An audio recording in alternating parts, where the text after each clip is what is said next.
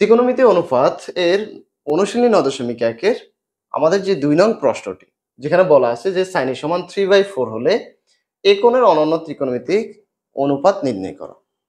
প্রশ্নটি অত্যন্ত গুরুত্বপূর্ণ। আমরা যদি এটি সমাধান করতে পারি, তাহলে আমরা এই রকম যেই কোনো ধরনের মান দিয়ে আমাদেরকে অন্য যে কোনো ত্রিকোণমিতিক অনুপাতের মান যখন নির্ণয় করতে বলবে, তখন কিন্তু আমরা এটি সমাধান করতে পারব। তো আমি অঙ্কটিকে খুব একদম যত সহজে পারা যায় আমি তোমাদেরকে সমাধান করে দেখাচ্ছি। এখানে আমাদের sin a = 3/4, তাহলে আমাদের sin এর একটা মান দেওয়া আছে, বলা আছে যে এই কোণের অনন্য ত্রিকোণমিতিক অনুপাত নির্ণয় করা। এখন অনন্য ত্রিকোণমিতিক অনুপাত কারা? আমরা জানি যে ত্রিকোণমিতিক অনুপাত হচ্ছে ৬টি, তার মধ্যে আমাদেরকে একটি দিয়ে দিছে, অর্থাৎ সাইনের ভ্যালু আমাদেরকে দিয়ে দিছে। তো তাহলে ত্রিকোণমিতিক অনুপাত আর কয়টি বাকি থাকলো? আমাদের 5টি বাকি থাকলো। তারা কে? তারা হচ্ছে cos a, তারা হচ্ছে tan a এবং cot a, cosec a, sec a। আমরা জানি ত্রিকোণমিতিক অনুপাত মোট 6টি, সাইন, কস, ট্যান, কট, কোসেক এবং সেক। তার মধ্যে আমাদের সাইনের ভ্যালুটা দেওয়া আছে, তাহলে আমাদেরকে এই 5টি ত্রিকোণমিতিক অনুপাত, অনন্য ত্রিকোণমিতিক অনুপাত মানে হচ্ছে এদের মান কত সেটি আমাদেরকে বের করতে হবে। আমাদেরকে বিভিন্ন সময় sin এর সমান 3/4 হলে বলতে পারে যে tan এর মান কত। শুধুমাত্র একটি ত্রিকোণমিতিক অনুপাতের মান দিয়ে অন্য যে কোনো একটি ত্রিকোণমিতিক, এই 5টি থেকে যে কোনো একটি ত্রিকোণমিতিক অনুপাতের মান বের করতে বলবে আমাদের এমসিকিউ বা সংক্ষিপ্ত প্রশ্ন।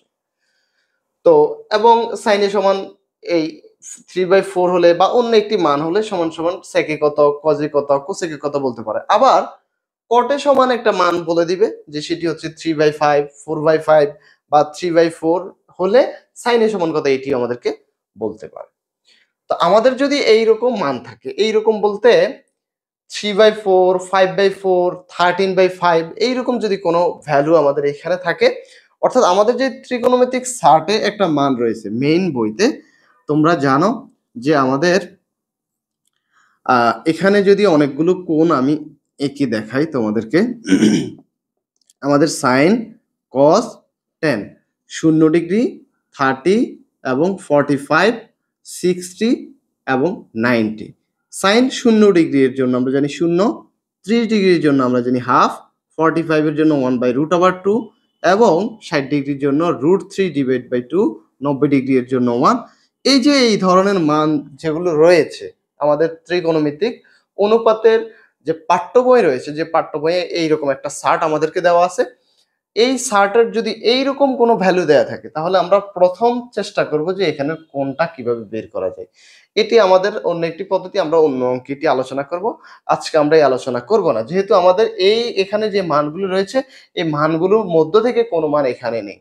তো আমরা শুধু এটা মাথায় রাখবো, যাদের এই চার্টটা মনে থাকবে বা এটি মুখস্থ রয়েছে, তারা কিন্তু দেখলেই বলতে পারবে যে এখানের মানটা কি আমার চার্টের সাথে মিলে যায় নাকি মিলে যায় না। যদি মিলে যায় তাহলে একটি পদ্ধতি, বা এই এখন আমরা যে পদ্ধতি করব এই পদ্ধতিতেও করা যাবে। যদি চার্টের সাথে না মিলে যায়, তাহলে এখন আমরা যে পদ্ধতিতে অঙ্কটা করব আমাদেরকে এই পদ্ধতিতেই করতে হবে। সো আমরা কিভাবে অঙ্কটা করা যায় সেটি এখন করব। আমাদের যদি চার্টের সাথে মান না মিলে, অর্থাৎ আমাদের এখানে যে ভ্যালুগুলো ছিল বা পাঠ্য বইয়ের মানের যে মানগুলো থাকবে, এখানে কিন্তু সেই মানটা নেই, অর্থাৎ 3/4 এরকম মান আমাদের চার্টে নেই। এরকম যদি হয়, তাহলে আমাদেরকে যেটা করতে হবে সেটি হচ্ছে আমাদেরকে একটি ত্রিভুজ অঙ্কন করে নিতে হবে। এই ত্রিভুজ অঙ্কন করার পরে আমরা এটিকে নাম দিব ABC। তুমি চাইলে একে অন্য একটি জায়গায়ও লিখতে পারো, তবে সেটি হচ্ছে এখানে নয়, এখানে লিখতে পারো, যেহেতু এখানের এই কোণটা আমাদের সূক্ষ্মকোণ হবে। তো সূক্ষ্মকোণ হয় এই কোণটি অথবা এই কোণটি, এই দুটি কোণের যে কোনো একটিকে আমরা লিখতে পারি, তাহলে সি কে আমরা ওখানে লিখতে পারি। ওকে, আচ্ছা, এখানে আমাদেরকে আগে একটি বিষয় খুব ভালোভাবে বুঝে নিতে হবে, সেটি হচ্ছে ত্রিকোণমিতিক অনুপাতের মান বের করতে আগে আমাদেরকে লম্ব, ভূমি এবং অতিভুজ এগুলো ভালোভাবে জানতে হবে।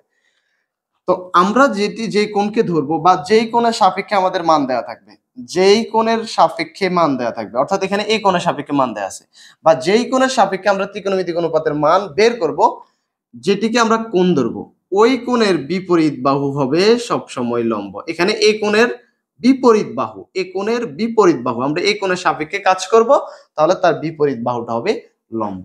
এবং ওই কোণের সংলগ্ন যে বাহুটা থাকবে সেটি হবে ভূমি। আর সবচেয়ে বৃহত্তম যে বাহুটা থাকবে এটি সমকোণী ত্রিভুজের সবচেয়ে বড় বাহু। আমরা যদি একটু লক্ষ্য করি এই বাহু এবং এই বাহুর চেয়ে এই বাহুটি কিন্তু অনেকটা বড়। এই সবচেয়ে বৃহত্তম বাহুটাকে বলা হবে অতিভুজ। তাহলে আমরা কিন্তু এটি জেনে গেছি। আমাদের এই কোণটা যদি এখানে থাকতো, এখানে যদি এই কোণ থাকতো, তাহলে এই কোণের বিপরীত বাহু এটি, এটি হতো লম্ব এবং এটি হতো ভূমি। এই জায়গাটা কিন্তু আমাদেরকে খুব ভালোভাবে মনে রাখতে হবে। যদি এটিতে ভুল হয়, এই কাজের মধ্যে কে লম্ব কে ভূমি, এটিতে যদি আমরা ভুল করি তাহলে আমাদের অঙ্ক ভুল হয়ে যাবে। আচ্ছা, তাহলে প্রথমত আমি যদি এখানে লিখি সাইন এ ইজ ইকুয়াল, আমাদেরকে সাইনের সূত্র আমরা কি জানি? আমরা জানি লম্ব বাই অতিভুজ, লম্ব বাই অতিভুজ সমান সমান 3/4। আচ্ছা, তাহলে আমার সাইনের সমান লম্ব বাই অতিভুজ ভ্যালু হচ্ছে 3/4। তাহলে লম্বের পরিবর্তে কত 3 এবং অতিভুজের পরিবর্তে হচ্ছে 4। তা আমি লম্বের স্থানে লিখে দিব, লম্বের যে বাহুটা তাকে লিখবো 3 এবং অতিভুজের পরিবর্তে আমি লিখে দিব 4। তাহলে আমার এখনো বাকি আছে কে? আমার এখনো বাকি আছে ভূমি। তাহলে আমার দুটি বাহুকে আমি ত্রিভুজে বসাবো, যেই ত্রিকোণমিতিক অনুপাতের মান দিবে তার সূত্র বসাইলে আমি বলতে পারবো যে কোন দুটি বাহুর মান আমাকে দেওয়া আছে। তাহলে যেহেতু সাইন এ সমান লম্ব বাই অতিভুজ, সো আমার লম্ব এবং অতিভুজের মান দেওয়া আছে। তো আমাদের এখনো বাকি আছে ভূমি। যেই বাহুটা আমাদের বাকি থাকবে সেটি লম্ব হইতে পারে, সেটি অতিভুজ হতে পারে। আমরা পিথাগোরাসের সূত্র ব্যবহার করে, পিথাগোরাস পিথাগোরাসের উপপাদ্য, পিথাগোরাসের উপপাদ্য হতে, পিথাগোরাসের উপপাদ্যে কি বলা আছে? পিথাগোরাসের উপপাদ্য হচ্ছে অতিভুজ স্কয়ার ইজ ইকুয়াল লম্ব স্কয়ার প্লাস ভূমি স্কয়ার। তাহলে আমাদের এখানে অতিভুজকে, আমাদের অতিভুজ হচ্ছে এসি, আমরা লিখতে পারি এসি স্কয়ার। আমাদের লম্ব হচ্ছে কে? আমাদের লম্ব হচ্ছে বিসি, তাহলে বিসি স্কয়ার প্লাস আমাদের ভূমি হচ্ছে, আমাদের ভূমি হচ্ছে এবি, আমরা লিখতে পারি এবি স্কয়ার। আর আমাদের কার মান বের করতে হবে? আমাদেরকে এবি এর মান বের করতে হবে, ঠিক আছে? আচ্ছা, তাহলে আমরা যদি এবি এর মান বের করি, এবি আমরা এবি স্কয়ার লিখলাম। এবি কে যদি আমি এক পাশে রাখতে চাই বা আমি যদি আরেকটু কাজ করে নিই, এসি স্কয়ার, এই বিসি কে যদি আমি এই পাশে আনি তাহলে আমার হবে মাইনাস বিসি স্কয়ার। তাহলে আমার এই পাশে শুধু এবি স্কয়ার থাকে। আমি যেহেতু এবির মান বের করব, তাহলে এবি মান বের করবো স্কয়ারের জন্য আমার এই পাশে কি হবে? রুট ওভার হবে। তাহলে আমি কিভাবে লিখবো? AB is equal root over, square জন্য রুট ওভার, আর এই জায়গাটাকে আমরা লিখে দিব AC square minus BC square. তাহলে AB is equal root over, এই যে এসি, এসি এর আমার একটা ভ্যালু আছে 4, 4 স্কয়ার মাইনাস বিসি, এই যে বিসি, বিসি এর ভ্যালু হচ্ছে 3, 3 square root over 4 square. 4 square মানে কি? 4 স্কয়ার মানে হচ্ছে 4 ইন্টু 4 সমান সমান কত? 16, এবং 3 স্কয়ার মানে হচ্ছে 3 ইন্টু 3 ইজ ইকুয়াল 9। তাহলে আমরা কি লিখতে পারি? 16 মাইনাস 9। তাহলে রুট ওভার 16 থেকে 9 গেলে আমাদের কত থাকে? 7 থাকে। সো আমরা এই যে আমাদের এবি বাহু বা ভূমি, এটার ভ্যালু কিন্তু আমরা রুট ওভার 7 বের করে নিলাম, এটি রুট ওভার 7। যখন আমার ত্রিভুজের 3 বাহুই থাকবে তখন আমি অন্য ত্রিকোণমিতিক অনুপাতের মান বের করে নিতে পারবো। তাহলে তোমরা এটিকে উঠাই নিবা কিভাবে? আমাদের একটি ত্রিভুজের 2 বাহু থাকলে আমরা তৃতীয় বাহু বের করব। যদি আমাদের ভূমি এবং অতিভুজ দেয়া থাকতো, আমাদেরকে যদি লম্ব বের করার প্রয়োজন হতো, তাহলে আমরা লম্বকে বাম পাশে এই পাশে রেখে আমাদের ভূমি এই পাশে এসে কিন্তু মাইনাস হতো, অর্থাৎ এই বি স্কয়ার এই পাশে এসে কিন্তু মাইনাস হতো। তারপরে আমরা কিন্তু এই যে লম্ব বিসি এর ভ্যালুটা বের করে নিতে পারতাম। ওকে, আচ্ছা, তাহলে আমাদের পিথাগোরাসের সূত্র ব্যবহার করে আমাদের অতিভুজ এবং লম্বের মান আগেই ছিল, যেটা সাইনের ভিতরে আমাদেরকে দেওয়া ছিল। তাহলে আমরা ভূমিটাকে বের করে নিলাম। এর পরবর্তীতে আমরা অন্যান্য ত্রিকোণমিতিক অনুপাত বলতে কি বুঝি? কজে। তাহলে আমাদের কজের সূত্র কি? আমাদেরকে সেটি জানা থাকতে হবে। আমাদের কজের সূত্র হচ্ছে ভূমি ডিভাইডেড অতিভুজ। তাহলে আমাদের ভূমি এর ভ্যালু কত? রুট ওভার 7, এবং অতিভুজ আমাদের হচ্ছে 4।